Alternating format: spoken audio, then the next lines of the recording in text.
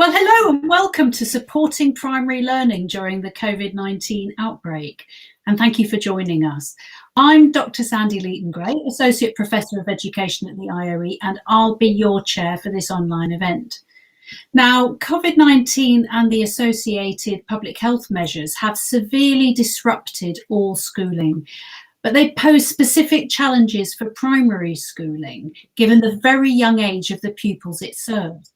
While term has ended, the demarcation between term time and the school holidays won't be so clear-cut this year.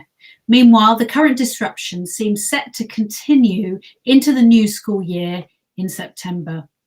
Accordingly, we wanted to look at how primary schooling has adapted since the lockdown and take your questions on how teachers and homeschoolers can navigate the new normal. So we want to hear from you. So please send us your comments and questions. You can do that via the chat function on the YouTube page or via Twitter. For Twitter, please use the hashtag IOE Coffee Breaks. That's IOE Coffee Breaks. While you're doing that, I'll briefly introduce myself and our speakers, and I'll start the discussion with a couple of questions of my own. So my expertise is in the sociology of education, spanning many aspects of education policy, teacher professionalism, and also artificial intelligence and biometrics in education. With me today, I have Dr. Alice Bradbury, Associate Professor at IOE. Alice's research examines the impact of policy in primary and early years education with a focus on inequalities and issues of social justice. Some of her most recent work has focused on the introduction of baseline assessment to track the progress of primary age pupils. We also have Dr. Josh Franks, lecturer in early years and primary education, also at the Institute of Education. Prior to moving to the Institute, Josh taught for over a decade in an outstanding primary school in inner city London. He was subject lead for English and supported borough-wide improvements in English provision. His research interests include intrinsic motivation in the teaching and learning of writing. So to start off the question and answers, I'd like to ask both of you, what do you think has been the general experience of primary schools and teachers since lockdown? And what have they had to do to pivot to remote contact with pupils and their families? Josh, can I ask you first of all? Yeah, certainly. Thank you. What I'd first say is in the introduction, Sandy, you talked about the kind of smooth transition or no transition from term time to holiday time. I'd like to reject that idea for a start. As a parent who's been trying to homeschool my children, I certainly will be stopping at the end of term time. And giving up any sense of guilt about not doing maths and English and those sorts of things beyond the middle of July. So to reassure anyone else out there, please do make some sort of effort to mark the end of term with your children at home. That's one piece of advice I would give.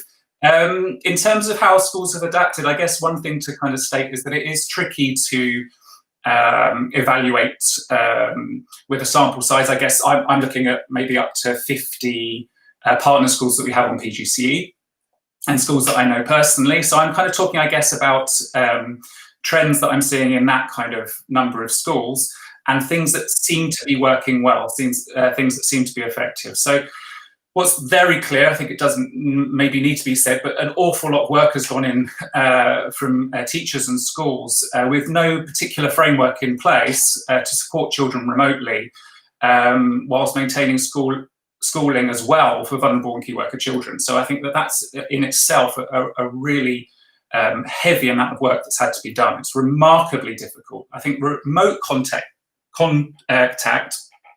as you've said, for this age group is remarkably difficult. And I think it's probably generated an awful lot of guilt and frustration for both schools and parents. If you think that without the kind of second by second, minute by minute assessment and contact that a teacher has the capability of utilising, they're able to find the right words to reassure, the right questions to develop learning. And so instead of all that, the stimulus has had to be very generic. And I think that what that seems to have highlighted is this kind of dichotomy almost, where you've got at one end parents who perhaps relatively need fairly little support, but who are desperate and seeking lots from the school. You know, they're typically demanding the most. And you know, I think lots of people there will be familiar with the kind of beast that is the parents' WhatsApp group and the kind of comments that are made about schools. I think has been a kind of not particularly nice outcome of this crisis, I guess. At the other end of that spectrum, you've got those perhaps who are in most need of support, who may be engaging the least. And I think that with all of them want the best for their children, but the context of the school cannot be replicated at home. So I'll give you an example. So I'm asking you to imagine that you're a parent with a 6-year-old and a 9-year-old at home. You've got resources from the school. You may have YouTube videos. You may have even the teachers delivering some things online. You think, fine, I'm set up here, but after 10 minutes, both children decide they've had enough. They're not willing to engage. They don't want to do anything at all. You then start feeling awful that you can't cater for their needs and that their learning's going to go down the toilet and their future is ruined. Now, it might seem a bit of an extreme example, but it does sound like this is the sort of thing that parents and schools are aware that parents are worried about. Well, first thing to say is that as an experienced teacher, it's utterly impossible, that situation where you've got a 6-year-old and 9-year-old and you have no way of being able to cater minute by minute, second by second to what they're doing. So firstly, it's impossible. And I think what that highlights is that there are two approaches which I think schools have taken, which I think have been very successful. I think the first is to be very clear in their messaging to reassure parents. So there's a difference between what they've provided and what they are expecting. I think that that's been something that has been incredibly important that schools have done very well. To provide lots of resources, but to reassure at the same time that that doesn't mean an expectation. So I think the schools that have done it well have done that. And secondly, and I think I'll talk about this later on, is that the schools which have highlighted the enormous difference between teaching and learning are the ones who have done really well as well. So the ones who have emphasized children's learning rather than teaching, I think, are the ones who have been most successful. And just to give you an example of that as well, you know, I could say, for example, that I spent the week teaching my cat to play chess, and I could post it on the WhatsApp group, and lots of pet owners would feel really guilty that they haven't done the same thing with their cat, and yet my cat may well have learned absolutely nothing. Yeah, I mean, as it happens, he's a chess grandmaster, but my point is that there is not a smooth transition between teaching and learning. And so therefore, I think that schools that have been able to emphasize the learning bit have been the most successful in reassuring parents and supporting children. You, Alice, what thoughts do you have on this?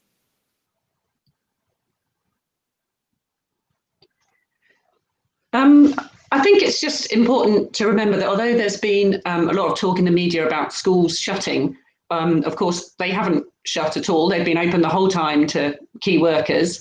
And it's actually been, you know, almost like there's been two, I think, for primary schools. They've had a period where everyone went home apart from the key worker children, and then it was online teaching. And then the period, of course, the last few weeks, since the 1st of June, when some children have been back, some children are at home, and so they've kind of dual system running as well. So that's been a huge amount of change for primary schools.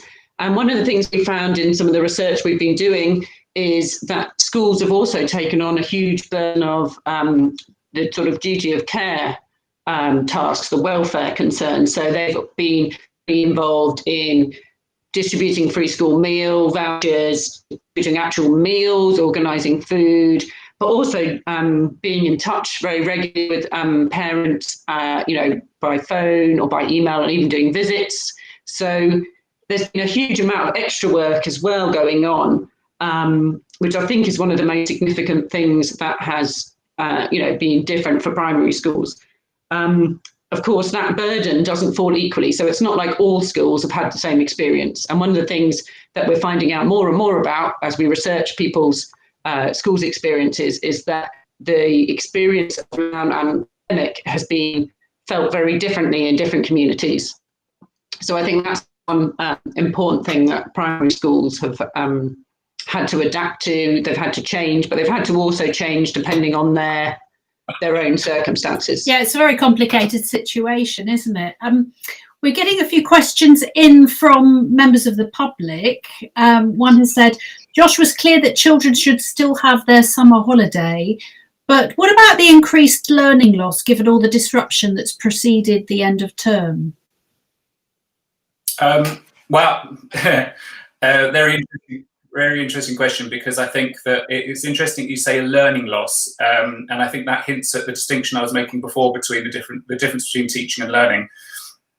So I think there's been a teaching loss, that's for sure, but I think that there's quite a lot of value and quite a lot behind that term, kind of learning loss. And I mean, I would kind of bow to Alice on this one, because she's the expert in terms of the impact of high stakes assessment on the way in which schools conduct themselves. But I think that where that question may be coming from is this fear that perhaps ultimately children may fail at later exams and tests because somehow they've missed out on some core knowledge.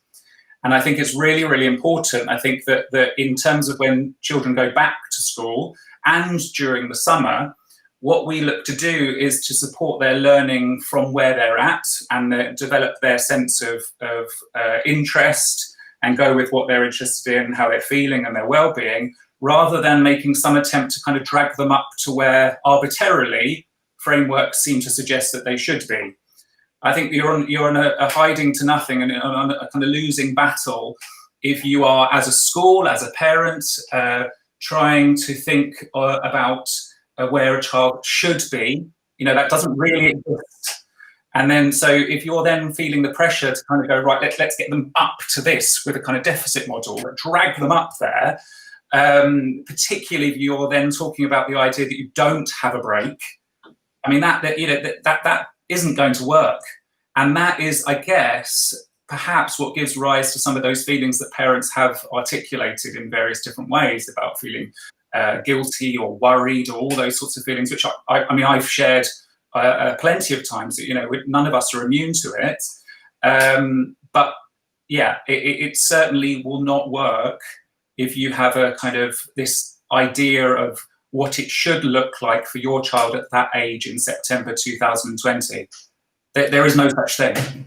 Yeah, and it's difficult, isn't it? And, you know, I'm thinking about the experiences of independent schools, which have really got to be seen by parents to be providing something worth paying for.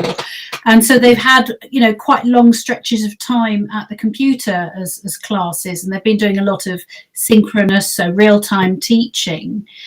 Do you think that, and I think some of them have backed off from that now and are trying to be a little bit more flexible in their approach. And do you think this has something to do with that idea of a deficit model? Oh, I'm asking Josh. Sorry. Yeah, I mean, I think that, yeah, I think it fundamentally comes down to what you believe is the purpose of schooling as well. I mean, you know, that's kind of quite a grand kind of thing to be thinking about, but certainly at primary level, you know, you can set up this dichotomy, which I guess is false. It's a bit of a false dichotomy, because I think schools and individuals lie somewhere in between these two ideas. But you have this one idea that the idea of schooling is that children know lots of stuff, that it's measured by these outputs that they get at various different ages along the schooling process. And if that is your perspective, then yes, you're going to demand from your school that is what is provided, that is given to the children, so that they then know this stuff at the end. And I mean, it's very symptomatic of the current kind of schools minister and the curriculum. There's been lots over the last few years which has emphasised that idea that you know lots of kind of highly important stuff, that it has this value to it. However, there's another end of the spectrum, which is where you're looking at kind of learning and inquiry, and it's kind of an aims base. It's looking at how we develop learners. And I think that it may be more are prevalent within independent schools, that they go for the kind of aims-based and exam kind of measured approach, but I don't know. I honestly don't know that. I think it's probably equally varied within state schools as well. And I think that links back to what I was saying earlier about my concerns for September, is that I think that there is a real risk that you get schools who will try and get children to where they should have been. And I think, as Alice talked about before, cruelly, lots of those schools tend to be in areas where the children most need the development and the well-being approaches, and they're in those areas because results have traditionally been lower, and so the spotlight on those outputs is higher, and you get this horrible kind of vicious cycle going on. So I'm not sure that it's necessarily to do with independent schools, but I do definitely think it's to do with what your core understanding of what the purpose of schooling is. I just want to ask you one more question from a member of the public, Josh, and then I've got a couple of things that we need to ask Alice. Josh, do you think schools need to go over the syllabus from March to July when they return in September, hopefully?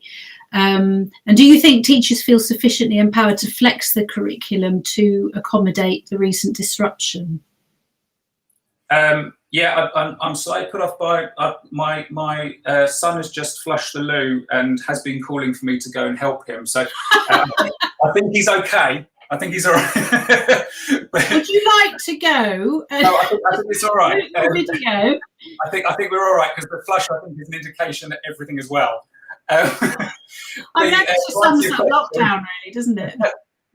My youngest is busy with talking to his friends on Discord, whatever that is. So we have them all parked. You see, this is what educationalists do when nobody's looking. You know, we struggle on. We struggle on.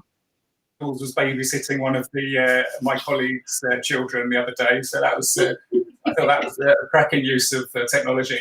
To answer your question, which I've slightly we're asking whether you think, I think it's obviously a teacher that's asking the question, I may be wrong, but you know, do people need to go over the syllabus from March to July, do you think? Or do they need to just kind of, you know, go off piste and have a complete sort of progressive child-centered, this is where we are now, this is what we're going to do?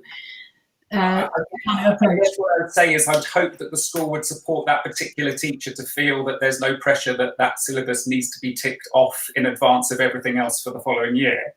I guess I would hope that teacher feels no more pressure than they will in a normal September, where you get children who come back who inevitably won't have retained everything they learned the previous year anyway. So I think there's quite a lot of hype about the concerns about what will happen. You know, September is a nightmare for a new teacher anyway.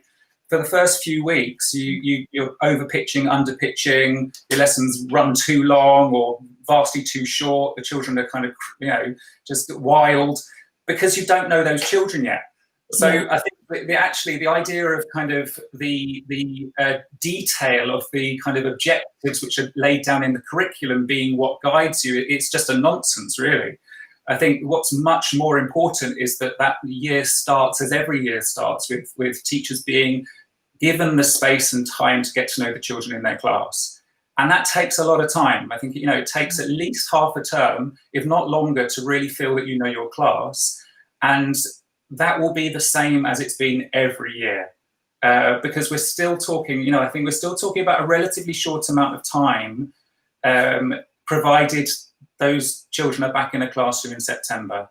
And I think that it's even more important, as Alice has highlighted before, that for those children who have not had the same support at home for all sorts of reasons, that teachers, both by government, by their own schools, the rhetoric is to support those teachers in taking the time without having to somehow tick off the things that they haven't yet got. Yeah, I mean, I have to say, I think it would be a really unrealistic ask. And also you have to remember that when we're having a curriculum, you know, there's a whole set of decisions that goes into what's on that curriculum. and it's an arbitrary thing at the end of the day, and you could just as well have argued for other things to be on the curriculum. So it's about remembering that the sort of overall process of education, and what seems quite interesting to me is this is an opportunity for the craft of teaching to be given a prominence it probably hasn't for a little while, because we've had a very assessment-led system. So kind of interesting times. Now, Alice, we have a question from a member of the public for you, and they would like to know, I know your team's been doing a lot of work on different experiences of schools and the provision that may or may not have been there. They're asking, how do you feel about how teachers' work during lockdown has or hasn't come across in the media?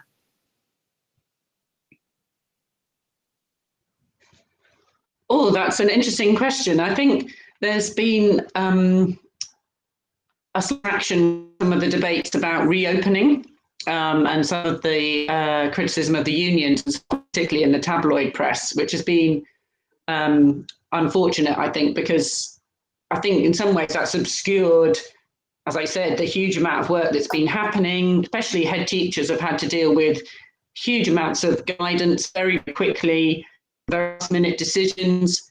All of the reopening and so on has been had to be organised. There's a lot of very difficult practical problems with bubbles and staggering opening times and so on. So I think, unfortunately, there's been some corners of the media which have seen schools as reluctant almost to reopen, which I don't think they have been. I think it's just actually been extremely difficult. I know there's big variation in what homeschooling services have been provided, and as Josh has sort of hinted at, some parents will be happy, some parents won't. But I think, in many ways, my hope with this pandemic is that the positive side, which I think has come out in a lot of media representations about how difficult teaching is, and the skill that teachers have. Hopefully, that has been been made more obvious to the general public. I mean, I've been homeschooling my children, and I'm a qualified teacher, and it was really tough at times. I found it practically a real challenge, but also I just remembered how difficult it is, and how well you need to know the child and how well you need to know the curriculum and so on. So I hope that the general public has learned to be a bit more appreciative of teachers. And I think some of the media discussion has highlighted that, and how much we need schools. I mean, what it's shown is that schools are at the centre of communities. Parents are incredibly reliant on schools, and not just for childcare, but for socialising their children and socialising with other parents and so on. So you'd hope that people come out of this with a more positive view of schools. It'd be nice to think that schools and families and society in general could all sort of work together a bit better, perhaps, moving forwards because of this. Because I think I was very amused, actually, when people were putting up signs in their window, Ofsted, terrible kind of thing, fake Ofsted rating. And I certainly had days where, I was trying to settle, and I used to think I was quite good at classroom discipline before this, but I'd settle him down, and then there would be a lot of wandering about the top landing. There was a lot of going to the toilet, a lot of drinking of water, a lot of not finding things. I'm thinking, yeah, this brings back memories, Yeah. Weren't you given a rating from your I got feedback. I got customer feedback, and I was told I got potentially a very good teacher if I did a bit more maths and science. I could be quite good at this. So, I live in hope, really. 30 years after starting in the profession. So one of the things that's coming through is, again, from members of the public, a real keen desire to know if there's anything that we could advise parents or carers as homeschoolers. Some people are still homeschooling, of course. Any tips, please, that we can give people? Josh, have you got any out of knowledge type things that could help people at this very difficult time? I mean, in advance of kind of giving my tips, I would kind of say first that this is by no means claiming that I've done a brilliant job. I think it's been blooming hard work, and I'm using blooming to replace a word I'd rather use. Yes, before the watershed. Yeah, because what you're saying, Sandy, you're talking about the way in which school helps children as a teacher, what kind of mechanisms you've got in order to support children. Well, the main one is as well other children. It's so much easier to get learning happening with 30 children than it is with 1 or 2. I mean, it's just remarkable, the difference.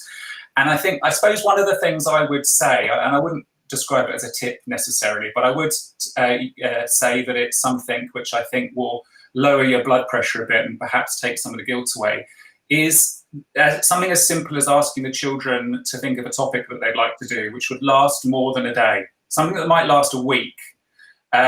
So, for example, if your child is interested in dinosaurs, like mine are like crazy at the moment, then it's very, very likely that that's going to be a stimulus for them to be able to learn an awful lot with and without you. So it might be that they are reading, watching particular TV programs, looking at all sorts of resources, and they will be sucking up all of that stuff if it's a topic which interests them. And I mean, this idea of topic learning has been around for donkey's years, but I think that it really, really works. Rather than thinking individual lessons don't seem to be working with my child, or when I sit them down at this particular time, they seem resistant.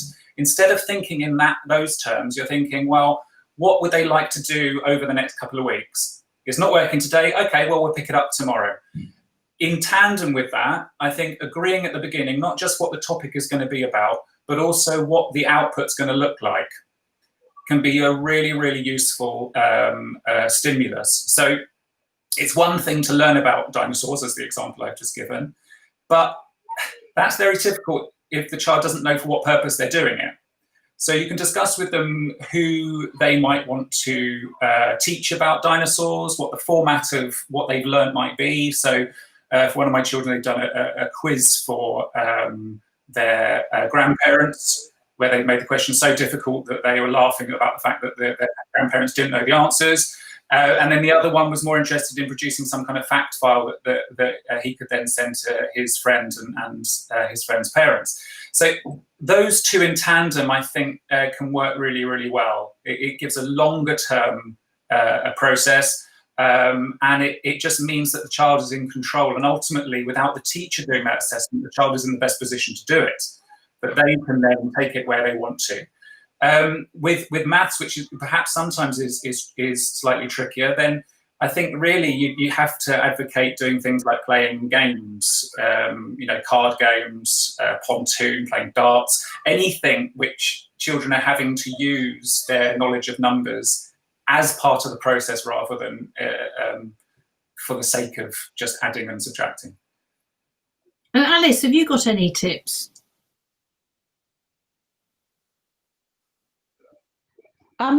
Yeah, I think there's an important lesson to be learned from everything you've done already. People have been home for weeks and weeks, and that's, if things are successful, do them again. Try that technique again. If your children really love, topic-based learning, do some more topic-based learning. It's fine to have confidence in, listening to your own children, working out what works for you. Some children love worksheets and love sitting quietly for periods of time. And if that's what they like, let them do that for a bit. You always want to have variety, but if you've had success, build on it with other similar things. And I think we have to remember that some children have really flourished in lockdown. Some children have loved taking, control over their own learning, independence. We should remember that and learn from that, I think, for the future as well. I feel like as a parent, I've learned a lot about when to time things, particularly, I used to do reading with my eldest daughter in the evenings, and she would be tired and reluctant. And just because of the way it worked, we started doing reading in the morning, her reading to me, and that works much better. And I think, well, I'll carry that on in the summer holidays, because that's something simple and easy that I can do in the holidays that is fun for her and fun for me, because now I know when she likes doing it, So I think my tip is to well, first of all, take it easy because it's going to be the summer holiday soon. And like Josh says, we all need a break. But for the what's left of term, because we've got a week left here, at least, what's left of term, I would say definitely do what works well. I was amazed with my youngest how long he would spend with workbooks. Actually, we sent off for some workbooks as soon as you could get things through the post again, and so his maths, he would plod through those, and so he did, because he's year 6, he did quite a lot of repetitive practice that I think he probably wouldn't have normally have done at school. They would have been trying to do new and different things, but I couldn't remember any year 6 maths really. I only do stats now. I can't remember things with triangles and that, unless I'm going to the DIY shop, I've got to look it up. So yeah, he was better at that than me, I think. So yeah, there was the glory of going through those things, and I think he found it quite satisfying to go through a couple of pages, get a row of ticks, get a well done and a bit of a mark, and that for him was his normal and his steady and his ordered. So every morning we'd start off doing that, and that set quite a nice tone actually. And things got more anarchic as they went along. I think the big high spot of it all for me was inventing the subject of plague studies, which we had great fun with. So this was our topic. So we would do things like epidemiology and a bit of stats to do with that. We would do the history of the thing. We looked at EM. We looked at quarantine. There was one really scary moment where we did the maths of it and worked out that technically his year 6 class could take out the whole of the UK in a month. I had to explain it's a lot more complicated than that, or we'd all have disappeared by now. It's kind of, there's a lot of other factors, but as a pure mathematical exercise, it's the thing with the 1 grain of rice on the first chess square, 2 on the subsequent, doubling it each time, and that was quite alarming for both of us. So that was an interesting day. So I mean, you'd never do plague studies normally. I think that should be a new GCSE actually, plague studies. I hope the Secretary of State's listening. So we've only got a few more minutes. A couple more questions. Advice for NQTs. Alice, can I start with you? What advice have you got for an NQT first job, really difficult, really strange situation? Well, first of all, I'd say that, being an NQT is never easy in any year, and they should remember that. So, take all the support you can, ask questions, listen around you. Yes, things are going to be different, but in the end, you learn to be a good teacher by watching good teaching. And, that's the thing, is to, if you're a PGC student or a new NQT, you still got to learn from your colleagues and learn on the job, just like everyone else, even if there is a pandemic. And do you think primary schools, do you think they'll be in a position to support NQT learning over the next year or so? Because they've really got a lot on their plates at the moment.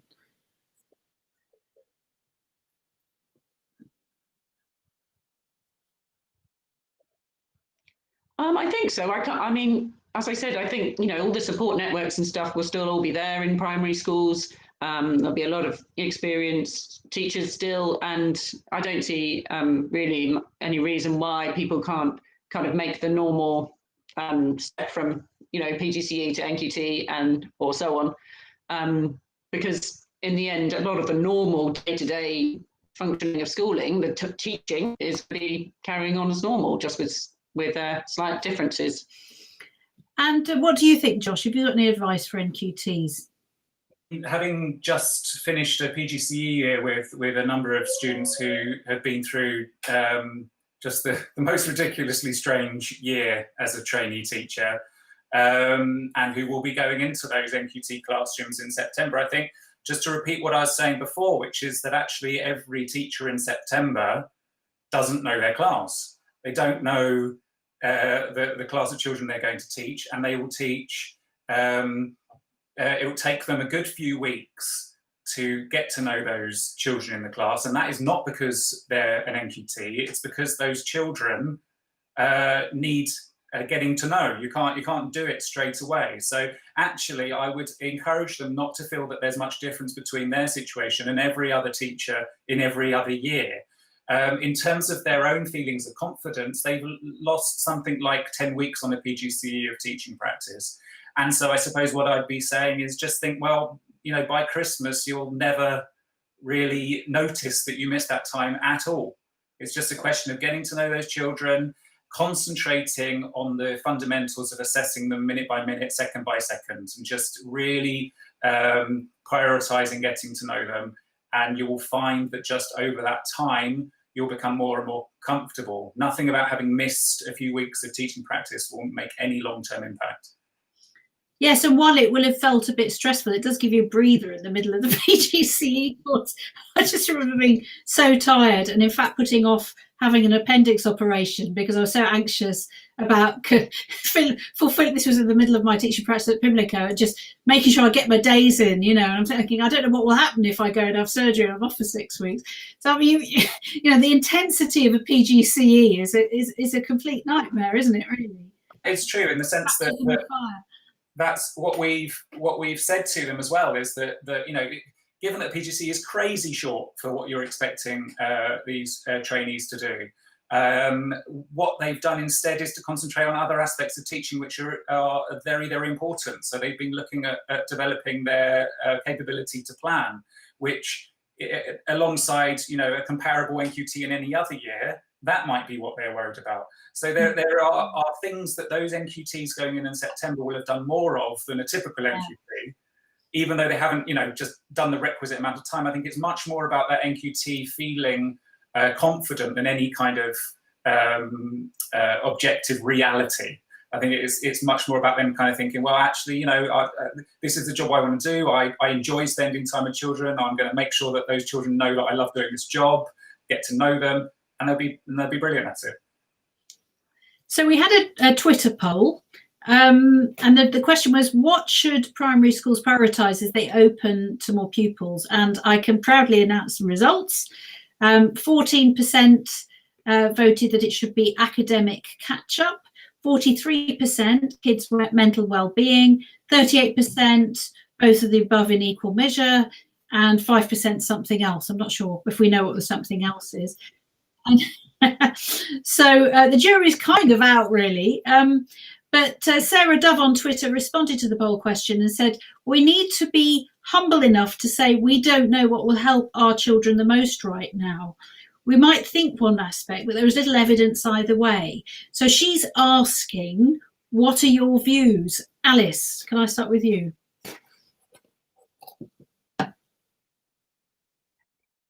Yeah, I think there's a real problem with the whole catch-up narrative, that it suggests that we can suddenly wave a magic wand and transform teaching. And one of the things that we're hearing in our research, especially from head teachers, is that they're saying, look, if we knew how to do this, if we knew how to suddenly do a whole term of learning in a few weeks, then we would have done it before. You know, if we knew had some magic wand, we would have waved it. And so the idea that we can catch up is a real mistake. So, you know, in the end, what's going to work is looking at where the children are, good teaching, and then, you know, moving on from there. It's not going to be some intense period. It's not going on.